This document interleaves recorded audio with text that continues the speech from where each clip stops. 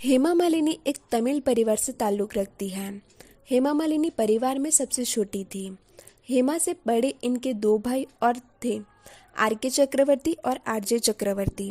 इस परिवार में सख्त तौर पर हिंदी पदवी के अभिनेताओं को यानी कि बॉलीवुड के अभिनेता और अभिनेत्रियों को खास पसंद नहीं किया जाता था। हालांकि हेमा की फैमिली का बैकग्राउंड साउथ फिल्मी जगत से जुड़ा था। इनकी मां चाहती थी कि हेमा भी साउथ इंडस्ट्री की टॉप की हीरोइन डांसर बने। हेमा मालिनी के पिता उन दिनों दिल्ली में सरकारी नौकरी कर रहे थे, तो हेमा की शुरुआती पढ़ाई दिल्ली के Tamil education senior secondary school से पूरी हुई। हेमा की मां इनको एक बेहतरीन डांसर बनाना चाहती थी, इसलिए इन्होंने अपने पति से दिल्ली से चेन्नई ट्रांसफ़र लेने को कहा। कुछ समय बाद ऐसा ही हुआ और पूरा परिवार दिल्ली से चेन्नई शिफ्ट हो गया।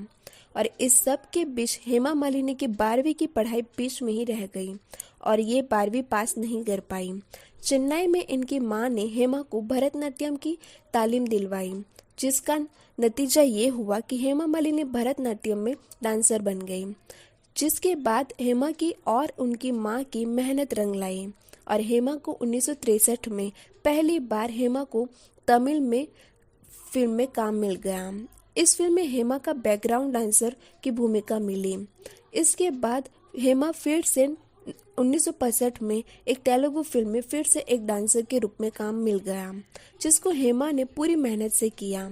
हेमा मालिनी को काफ़ी स्ट्रगल करना पड़ा। 16 साल की उम्र से चाइल्ड आर्टिस्ट के तौर पर काम करना शुरू किया था। बॉलीवुड की ड्रीम गर्ल ने 1963 से अपने करियर की शुरुआत साउथ की फिल्मों से की थी, जिसमें वो बैकग्राउंड डांसर की भूमिका निभाती थी।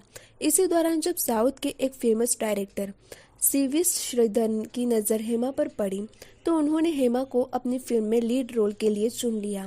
लेकिन जब उनको करीब से देखा तो उनको कह दिया गया कि वो हीरोइन मटेरियल नहीं है, इनमें हीरोइन जैसे कोई बात नहीं है।